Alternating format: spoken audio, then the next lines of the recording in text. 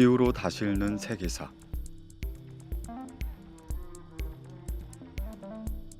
1장. 빙하 타고 전 세계로 퍼져나간 인류.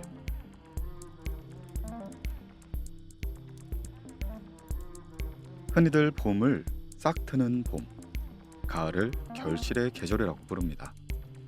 봄에 파종하고 가을에 추수하는 농경생활에 비롯한 표현이죠.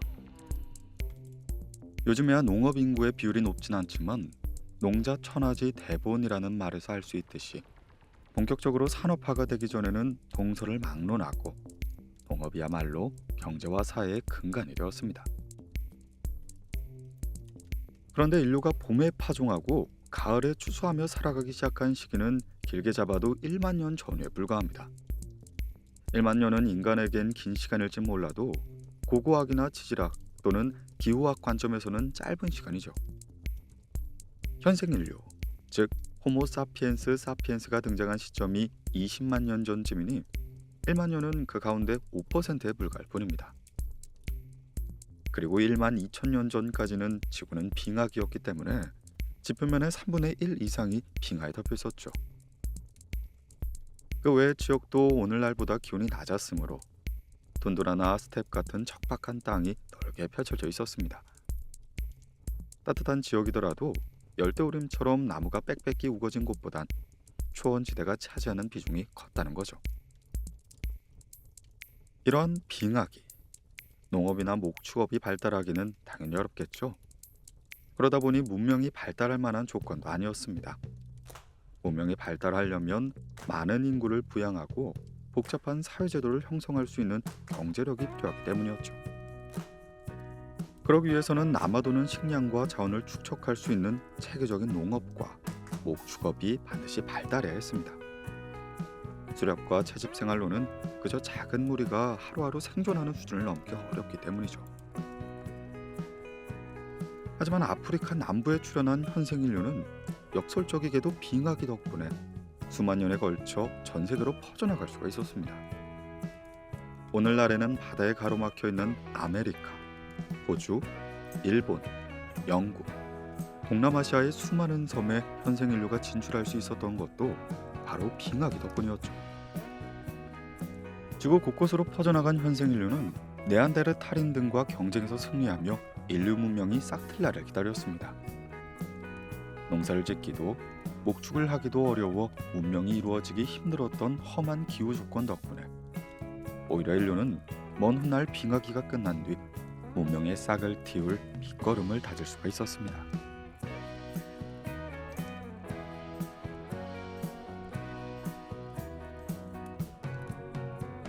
지구에 찾아온 빙하기. 50억 년 전 지구가 탄생한 뒤 기후는 계속해서 변해왔습니다. 이에 따라 지구상에 존재했던 수많은 생물이 흥망성쇠를 거듭했죠. 예를 들어 중생대의 지구는 오늘날보다 기온이 높았고 그 덕분에 양치 식물과 공룡이 번식할 수가 있었습니다. 그리고 공룡은 화산의 대규모 분출 또는 운석의 충돌에 따른 기후변화를 견디지 못하고 멸종했다고 알려져 있죠. 신생대 중에서도 지금으로부터 260만에서 1만 2천여 년 전의 시기를 플라이스토세라고 부릅니다. 이때 대체로 지구 평균의 기온은 오늘날보다 5도에서 10도가량 낮았고 빙하기가 이어졌죠.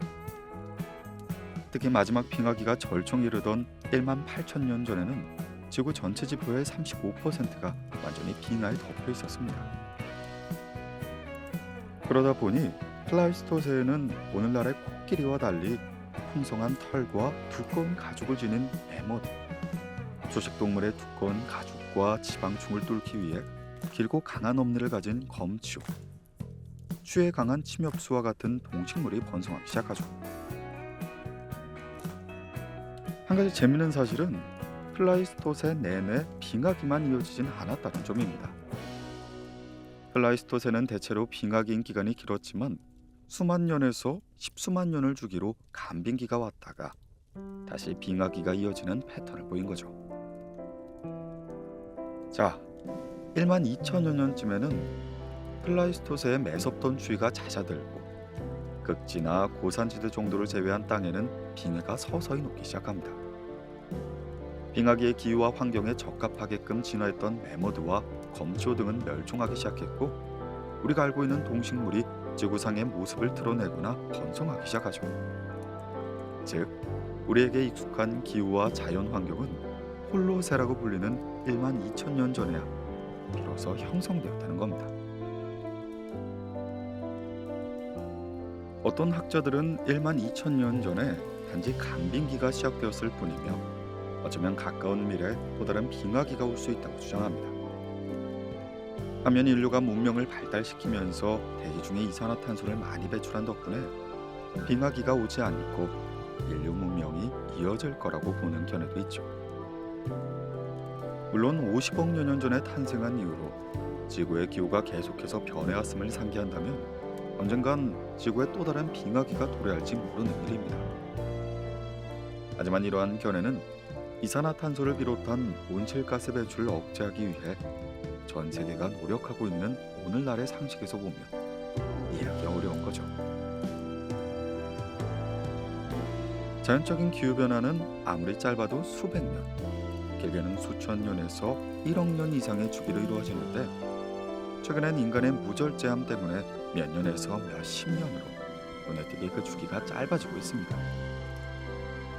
그리고 이러한 급격하고 인위적인 기후변화가 생태계는 물론 인류 문명에서도 심각한 위기를 가져올 수밖에 없는 거죠.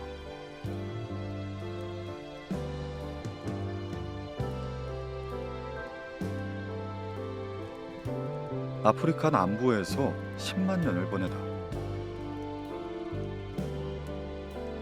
현생 인류는 20만 년 전 아프리카 남부에서 등장했다고 알려져 있습니다. 이 시기는 간빙기였고, 아프리카 남부는 빙하기에도 빙하가 덮여있지 않은 지역이었습니다. 당시 인류는 온난하고 무더운 기후에 적합한 오늘날의 아프리카인과 유사한 모습이었죠. 더운 아프리카 남부에서 발생한 인류의 신체는 활랭한 기운을 견뎌내는 데 적합하지 못했습니다. 다른 동물에 비해 맨몸으로 생존하기에 적합하지도 않았죠. 털없는 원숭이라는 별명에서 알 수 있듯이 인류에겐 추위를 막아줄 털이 없죠. 머리카락과 같이 인체 일부에 난 털로는 추위를 막기엔 역부족이었습니다. 피부는 얇고 연약하고 독이나 질병에도 취약하고, 체구는 작은 편은 아니었지만 근력은 매우 약했죠. 게다가 빠른 속도로 민첩하게 움직이지도 못했습니다. 한마디로 태초의 인류는 아프리카 남부 땅에서나 겨우 살아갈 만한 지리적 특이종이었던 셈이었죠. 하지만 이 인류는 멸종하기는커녕 빙하기를 견디며 전 세계로 퍼져나가기 시작합니다. 인류는 약하고 느린 신체를 보완할 만한 뛰어난 두뇌와 직립보행의 능력, 두 팔과 두 손, 그리고 튼튼한 어깨를 갖고 있었습니다. 두 다리로 곧게 서서 움직이는 직립보행은 네 다리를 모두 쓰는 다른 동물에 비해 민첩하게 움직이는 데는 불리했죠. 하지만 두 다리만 사용하므로 먼 거리를 꾸준하게 이동하는 데는 오히려 유리했습니다. 허리를 고추 세워 설 수 있어 동물보다 훨씬 멀리 볼 수 있는 시야도 얻을 수 있었습니다. 장거리 이동에 적합하고 시야가 넓다는 신체적인 특징은 인류에게 먼 거리를 극복하고 지리적으로 폭넓게 이주할 힘을 선사하게 된 것이죠.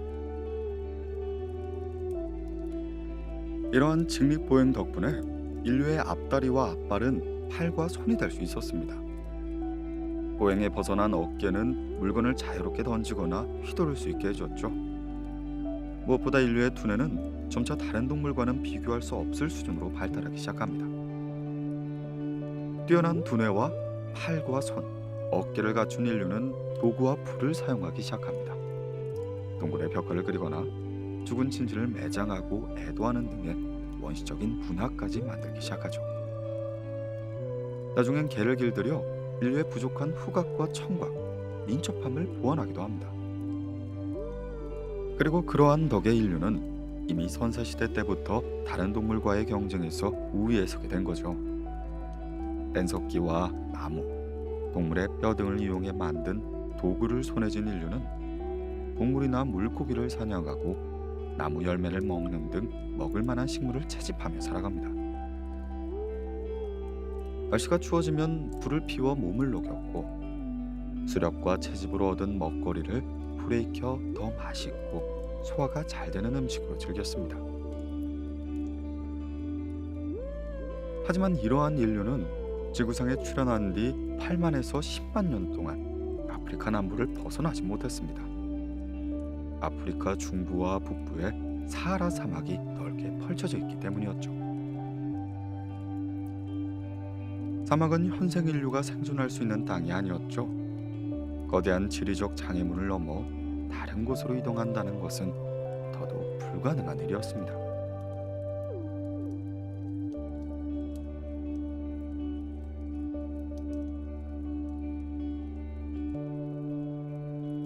사막을 넘어 빙하를 타고 지구 전역으로.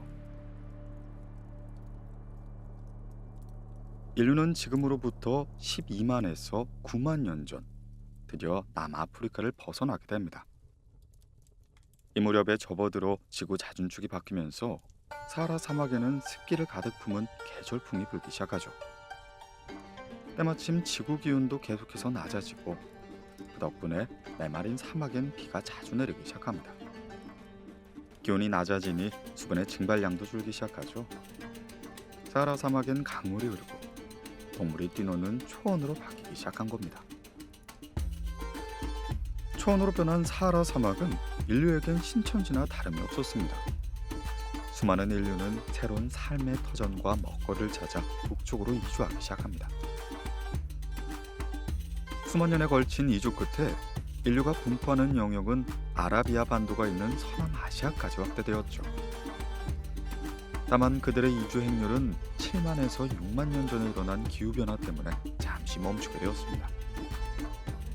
빙하기로 인한 기후변화가 사하라 지역을 또다시 사막으로 만들면서 사하라 북쪽으로 이주한 현생 인류는 고향으로 돌아갈 길을 잃어버리고 만 것이죠.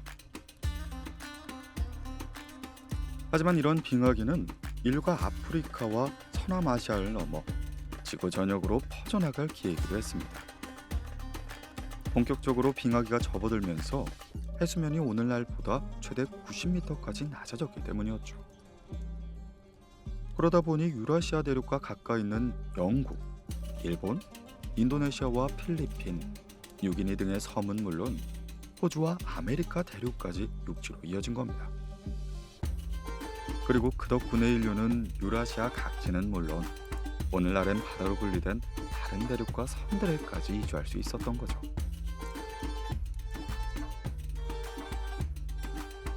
그렇게 6만에서 4만 년 전 빙하기와 더불어 서남아시아가 건조한 불모지로 변하기 시작합니다.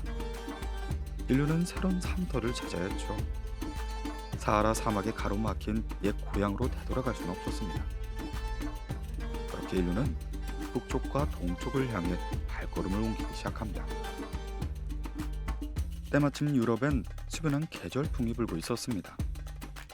북유럽은 빙하에 덮여 있었고 중부 유럽에도 척박한 툰드라가 펼쳐져 있었지만 남유럽과 동유럽의 넓은 평화엔 비교적 비옥한 초원과 산림이 펼쳐져 있었죠. 그리고 이러한 환경은 인류가 수렵 채집 생활을 하며 지내기 알맞았습니다. 비옥한 땅에 뿌리를 내리기 시작한 인류는 불과 도구, 털가죽 옷의 힘을 빌려 중부 유럽의 툰드라까지 진출하게 됩니다. 한편 비슷한 시기 북쪽 대신 동쪽으로 발길을 돌린 인류도 많았습니다. 이때는 동남아시아 일대가 온난한 기후였고 해수면이 낮아졌기 때문에 뉴기니와 필리핀, 인도네시아 등의 섬들도 유라시아 대륙과 이어져 있었습니다. 호주 대륙은 유라시아와 완전히 이어져 있진 않았지만 그 사이 바다는 오늘날과 달리 매우 얕고 폭이 좁으며 따뜻했습니다. 인류는 따뜻한 땅을 찾아 육지로 이어진 동남아시아 등으로 퍼져나간 거죠. 그렇게 3만에서 5만 년 전에는 호주에까지 발을 들이는 데 성공합니다. 자, 이제 인류는 동남아시아에서 동쪽과 북쪽으로 이주를 하다 1만 5천 년 전쯤 드디어 아메리카 대륙에까지 발을 들이게 됩니다. 아직 빙하기였지만 전성기를 지나 끝물에 접어든 무렵이었죠. 빙하기가 절정에 이루었던 1만 8천 년 전이라면 인류는 베링 해협 근처까지 갈 엄두도 못 냈을 겁니다. 하지만 빙하기의 절정기가 지나고 기후가 조금 온난해지면서 인류는 유라시아의 북동쪽 끝인 축지반도 일대까지 접근할 수 있었습니다. 빙하기의 끝물에 이르러 해수면이 조금씩 상승했지만 아직은 빙하기였기에 베링 해협은 여전히 땅으로 이어져 있었습니다. 빙하기와 간빙기가 교차하는 절묘한 타이밍에 축지반도까지 도달한 인류는 그 틈을 놓치지 않고 베링 해협을 건너는 데 성공한 거죠. 이러한 베링 해협 너머에는 거대한 아메리카 대륙이 펼쳐져 있었습니다. 인류는 수천 년에 걸쳐 아메리카 전역으로 퍼져나가게 된 거죠.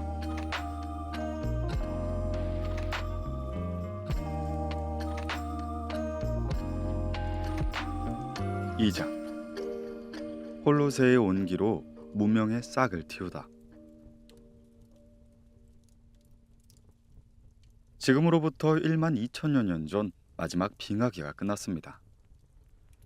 지표면의 3분의 1을 뒤덮던 빙하가 녹기 시작했고 지구는 수천 년에 걸쳐 온난한 기후로 변하기 시작하죠. 그리고 이에 따라 해수면이 상승하면서 유라시아와 이어졌던 호주, 아메리카는 별개의 대륙이 되었고 영국, 일본, 뉴기니, 인도네시아 등은 섬이 되었습니다.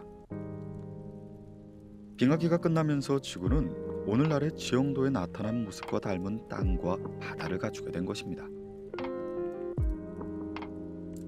이렇게 따뜻해진 홀로세 지구에서 인류는 야생식물과 동물을 작물화, 가축화하며 식량을 생산하는 방법을 터득합니다.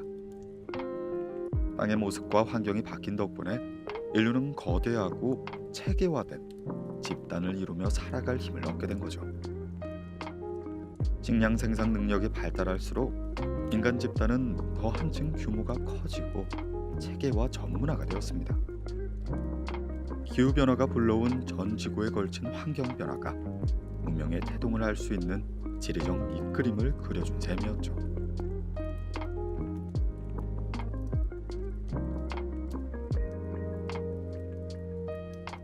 야생 동식물, 가축과 작물로 기르다. 인간과 다른 동물 간의 차이가 무엇이 있을까요? 여러 가지가 있겠지만 농사를 짓고 가축을 길러 식량을 생산할 수 있는 능력은 오직 인간에게만 있습니다. 인간이 아닌 동물은 아무리 지능이 높고 신체가 강인하더라도 야생에서 먹이를 찾아 헤맬 뿐 식량을 생산하지는 못하죠. 자, 그렇다면 인류는 어떻게 식량을 생산할 수 있었을까요? 물론 식량 생산을 위해서는 농업과 목축에 필요한 도구와 기술을 개발할 수 있는 뛰어난 두뇌가 필요합니다. 하지만 그것만으론 인류만이 식량을 생산할 수 있는 까닭을 충분히 설명할 수가 없죠. 농업, 목축업 등으로 식량을 생산하려면 기후, 토질, 하천 등 지리적인 조건이 먼저 갖추어져야 합니다. 그런 다음 작물로 재배하거나 가축을 기르는 데 적합한 야생 동식물이 존재해야 하죠. 즉 지리적 조건이 충분히 받쳐주지 않는다면 정교한 도구와 불을 사용하고 문화생활까지 누릴 만큼 지능이 뛰어난 생명체라 하더라도 식량을 생산하며 이를 바탕으로 문명을 이룩할 수는 없는 법입니다. 그리고 이쯤에서 알아야 할 사실은 현생 인류는 무려 19만 년 동안 식량을 생산하지 못했다는 사실입니다. 현생 인류보다 훨씬 먼저 출현한 호모 에릭투스, 네안데르탈인도 도구와 불을 사용하며 나름의 문화까지 발달시켰지만 마찬가지로 식량을 생산하는 단계에 이르지 못했죠. 춥고 건조한 플라이스토세의 빙하기는 식량 생산에 적합한 환경이 아니었습니다. 비교적 온난한 지역이라 하더라도 대체로 지금보단 기온이 낮았기 때문에 산림 대신 초원이 펼쳐진 곳이 많았죠. 작물로 개량할 만한 야생식물을 찾기도 어려웠습니다. 매머드나 검초같이 빙하기에 적응한 야생동물을 길들이긴 너무나 크고 사나웠죠. 게다가 빙하기에는 인구 자체가 적었고 인구의 밀도 또한 낮았기 때문에 살던 곳에 사냥감이나 야생식물이 부족해지면 다른 곳으로 쉽게 이동할 수가 있었습니다. 그러다 보니 인류는 자연스럽게 수렵과 채집 활동 외에 다른 생존법을 찾을 필요성이 없었죠. 마지막 빙하기가 끝남에 따라 기후가 온난해지면서 지구의 생태도 바뀌게 됩니다. 우선 식생이 변했습니다. 빙하와 툰드라에 덮여 있었던 땅은 산림이 우거진 땅으로 변모하기 시작하죠. 비교적 온난한 초원지대 역시 산림과 습지가 펼쳐지고 강이 흐르기 시작합니다. 이에 따라 식물의 종 또한 다양하게 분포되었고, 그 과정에서 작물로 심을 만한 야생밀, 야생호박, 야생콩 등의 식물도 등장하기 시작합니다. 아울러 빙하기의 거대한 야생동물은 대부분 멸종하고, 온난해진 기후에 적응하는 데 유리한 오늘날의 우리가 볼 수 있는 상대적으로 작고 빠른 동물들이 지구상에 등장한 거죠. 한편 지구 전역으로 퍼져나간 인류는 각지의 기후와 자연 환경에 적응하며 번성해 나가기 시작합니다.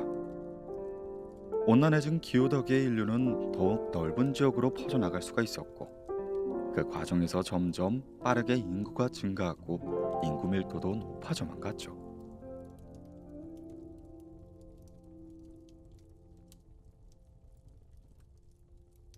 따뜻한 지구에서 식량을 생산하다. 빙하기가 끝나면서 기후가 온난해졌으니 인류는 더욱 번성할 수 있었을까요? 반드시 그렇지만은 않았습니다. 거대한 동물의 자취를 감추면서 인류는 식량, 특히 열량과 단백질, 지방이 많이 함유한 먹거리를 구하기가 오히려 어려워졌던 거죠. 현대인과 비교할 수 없을 정도로 활동량이 많았던 고인류에겐 이는 심각한 문제였던 겁니다. 게다가 인구의 증가에 따라 먹거리가 될 야생동물을 찾아 다른 땅으로 이동하는 방식마저 효과가 떨어지고 말았죠.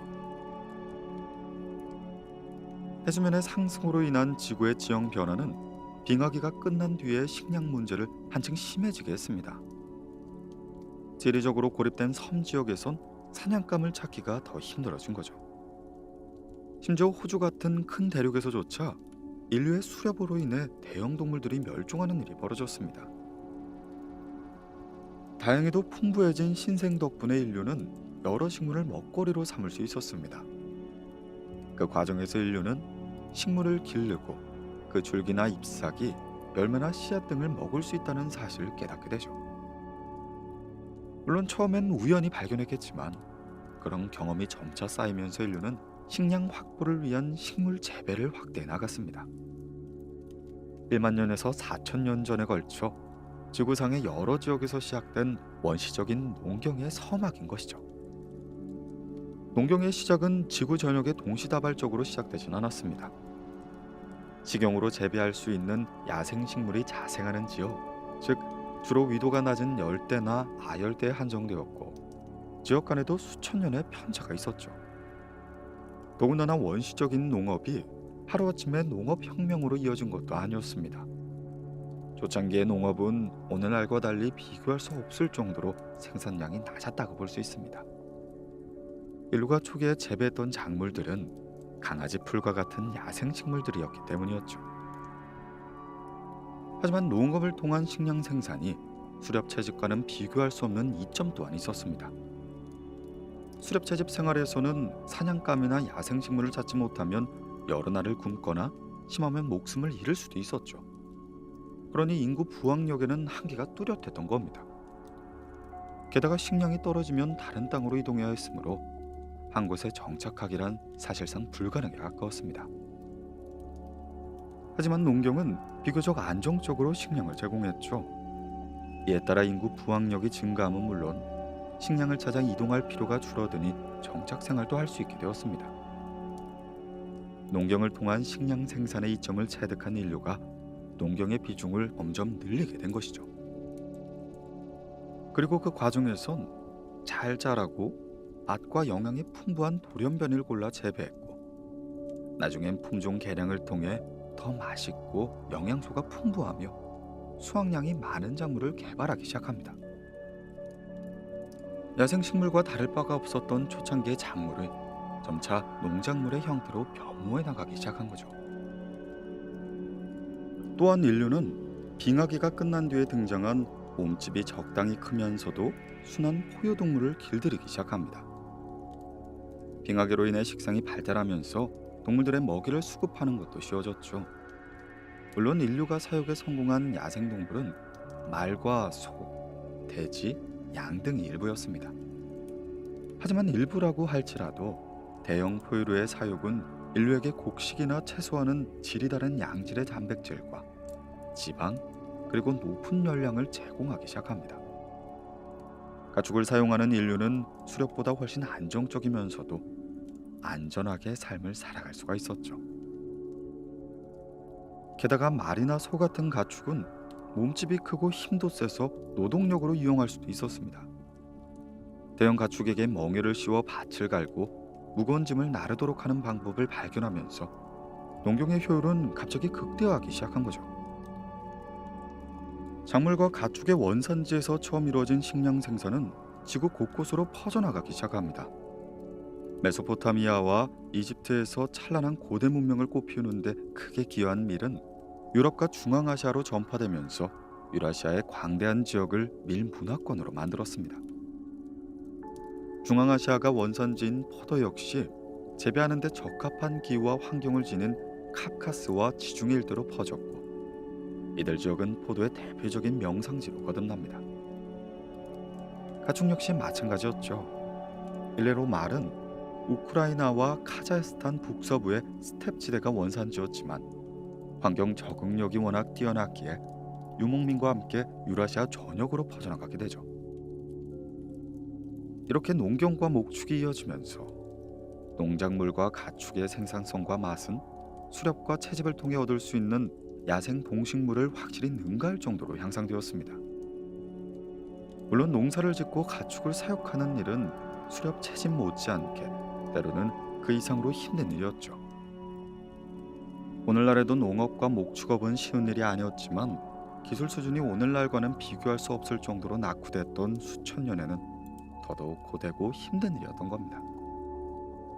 그러다 보니 인류가 식량 생산, 특히 농경을 본격적으로 시작하면서 수렵 채집을 하던 시절보다 오히려 체구가 줄어들고 건강 상태도 악화되었다는 연구 결과도 있습니다. 하지만 식량 생산의 발달로 인류는 먹거리를 안정적으로 확보할 수 있게 되었죠. 더 많은 인구를 더욱 효과적으로 부양할 힘을 얻었습니다. 식량 생산은 수천 년에 걸쳐 지구 곳곳으로 확산되며 지구가 야생의 땅에서 농경과 목축의 땅, 나아가 문명의 땅으로 변모해가는 대변혁이 일어나고 있었던 겁니다.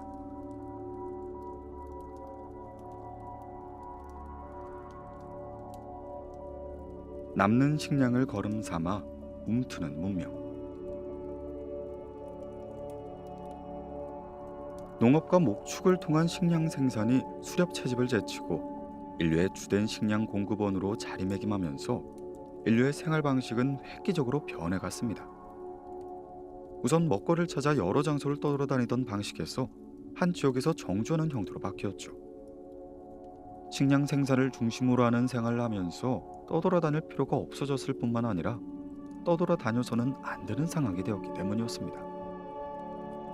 이렇듯 농업과 목축 기술이 발달하여 식량 생산량이 증가할수록 인류는 더욱 확고한 정착 생활을 할 수밖에 없었습니다.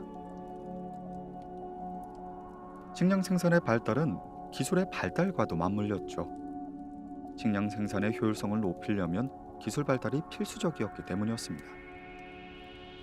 인류는 흙을 빚어 식량과 종자를 저장할 토기를 만들었습니다.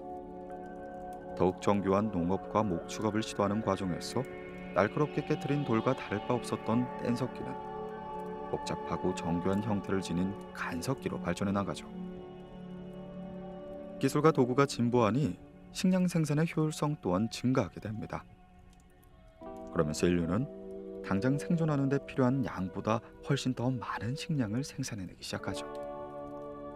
즉, 잉여 생산물이 등장한 것입니다.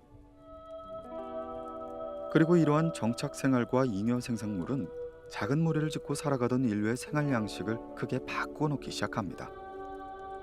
남은 식량이 생길 정도로 인구 부양력이 향상되었고, 떠돌아다니는 대신에 한자리에 정착하며 살아가게 되자 인간의 집단의 규모는 더욱더 커지게 된 것이죠. 그리고 그뿐만은 아니었습니다. 잉여 생산물의 등장으로 지도자와 제사장, 군인과 기술자 등 직접 생산을 하지는 않지만 인간 집단의 유지와 발전에 큰 도움을 주는 직업이 생겨난 것이죠. 정착생활 덕분에 이들은 기술과 문화를 더욱 효율적으로 발전시킬 수가 있었습니다. 인류는 돌이 아닌 구리나 주석과 같은 금속을 사용하고 나아가 합금인 청동으로 도구를 만드는 경지에 이르죠. 게다가 잉여 생산물의 소유는 곧 권력을 의미했기에 인간 집단 내부는 잉여 생산물을 가진 지배계급과 그러지 못한 피지배계급으로 나누기 시작합니다. 나아가 C족, 부족과 같은 규모가 크고 체계적인 형태로 변모해 나아간 거죠. 식량 생산 능력, 인간 집단의 규모, 그리고 기술력은 톱니바퀴와 맞물려 계속 커지고 발전해 나갑니다. 식량 생산의 능력의 증대는 인간 집단의 규모를 키웠을 뿐만 아니라 전문 기술을 갖춘 사람들의 활동을 촉진했고, 이에 따라 기술과 도구의 진보 속도가 빨라지면서 식량 생산 능력 또한 한층 더 증가해 간 것입니다. 자, 이렇게 인류는 점차 문명의 싹을 틔울 수가 있게 되죠. 이러한 일련의 과정, 홀로세의 기후변화가 그 원동력이 된 것입니다.